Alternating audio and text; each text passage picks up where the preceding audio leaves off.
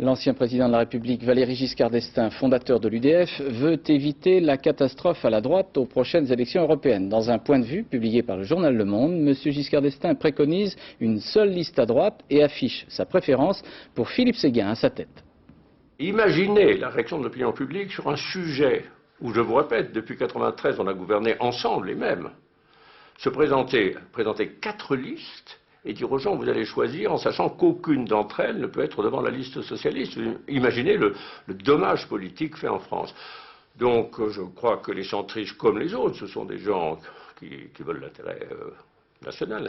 Si Philippe Séguin, comme il paraît le dire, est conscient qu'il doit conduire une campagne qui représente la position commune, la position médiane de sa liste, eh bien à ce moment-là, il n'y a pas de raison d'avoir des objections en ce qui concerne sa personne. Donc, François Bayrou, bonsoir, vous conduisez la droite à la catastrophe. C'est formidable la politique. J'allais même dire c'est génial. Parce que dans la situation où nous sommes, on a réfléchi longtemps, pendant des mois, à ce qui permettrait de donner aux Français le signal que la France était européenne et qu'il y avait une rénovation de l'opposition. Dans cette réflexion-là, le président Giscard d'Estaing a joué un rôle très important. Et il a dit avec force, plusieurs fois, qu'il n'était pas possible d'admettre pour notre famille politique, la sienne, la famille européenne de l'opposition en France, il n'est pas possible d'admettre d'avoir l'homme qui avait été le porte-drapeau du non à Maastricht. Je vais vous lire la phrase. Liste unique doit être conduite par un pro-Maastricht, c'était en novembre 1998. Oh oui, j'en ai 5 ou 6, mais enfin, je vais lire une phrase. Oui. D'abord pour sourire. Une phrase de M. Giscard d'Estaing. Ouvrez les guillemets.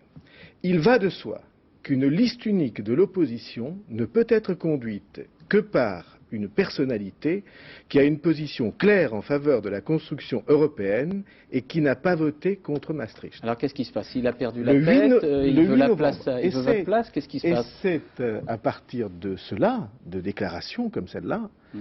Giscard d'Estaing, c'est le fondateur de notre famille politique. C'est un peu votre papa, c'est lui qui vous a guidé dans l'UDF.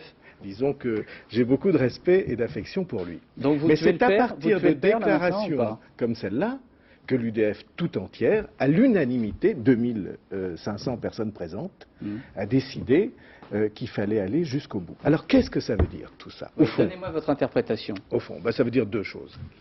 Une première chose, c'est que des responsables politiques, des mouvements politiques ne veulent pas qu'il y ait des débats sur l'Europe en France. C'est qui ça? C'est qui? Comme vous dites, je ne sais pas, dans l'opposition. Oui, mais moi je ne comprends pas bien. Tout se passe, M. Giscard d'Estaing, M. tout Séguin, se passe comme si on ne voulait pas de débat sur l'Europe.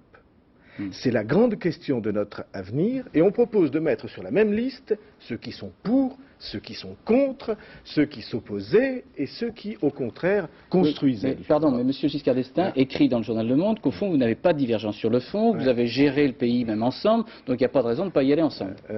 Franchement, entre ceux qui ont voulu l'euro et qui l'ont fait, et ceux qui se sont opposés à l'euro et qui ont essayé d'empêcher de le faire. Oui, mais enfin, entre ceux, vous-même, quelquefois vous êtes changé. Non, les imbéciles, il n'y a que les imbéciles qui ne changent pas d'avis. Je n'ai pas changé.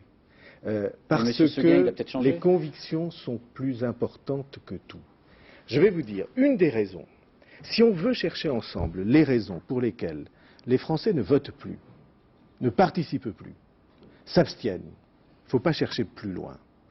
Lorsque des responsables politiques de premier plan, majeurs, pas des animateurs, des responsables politiques majeurs, disent le contraire à intervalles de ce qu'ils avaient dit la veille, lorsque les mêmes vous disent l'euro c'est la fin de la France, et puis l'euro c'est la chance de la France, soyons des Européens. Encore une fois, on a le droit d'évoluer, M. Bayrou, non? Lorsque les mêmes vous disent l'opinion européenne de l'opposition a besoin d'une liste.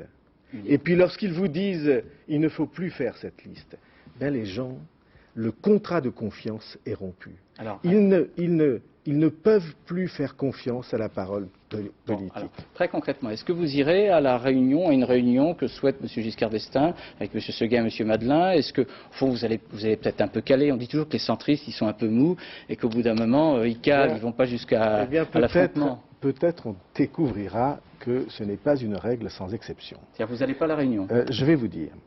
ça fait 20 ans que chaque fois que quelque chose de nouveau veut apparaître en France, dans l'opposition, ça fait 20 ans qu'on s'arrange pour l'étrangler. Les uns prennent un bout de la corde, les autres prennent l'autre bout, et au bout du compte, on a toujours les mêmes appareils, toujours les mêmes visages, toujours les mêmes habitudes et les mêmes comportements. Eh bien, je vais vous dire, il est temps que ça change. Bon, alors, est-ce que Il vous y a irez à une cette réunion, M. aspiration, Bayrou il y a une aspiration immense dans l'opinion à une rénovation des comportements, à ce que les politiques, quand ils disent oui, ce soit oui. Et quand ils disent non, ce soit non. Et est-ce qu'ils répondent à des questions? Alors, est-ce que vous irez à la réunion? Je porterai dans cette élection les couleurs de ceux qui sont franchement européens et franchement pour la rénovation de l'opposition. C'est juré, vous ne renoncerez pas. Et franchement, européen, franchement rénovateur de l'opposition. Donc, c'est juré, vous n'irez pas sur une liste, vous seriez par exemple le second de M. Seguin. Ce sont des manœuvres d'appareil. Et il est temps que les manœuvres d'appareil cessent. Vous ne voulez pas me répondre parce qu'on arrive à la fin de cet entretien. Je vous réponds. Est-ce que vous serez le second de M. Seguin sur une liste d'union? Il est temps, me semble-t-il, que des hommes politiques, qui ont tout de même un âge certain, arrêtent de se réfugier le dimanche sous l'aile de M. Chirac, le mardi sous l'aile de M. Giscard d'Estaing, et qu'ils acceptent enfin de se battre sur leurs idées. Vous voulez pas me répondre? Quel projet pour l'Europe? Non, mais c'est très clair.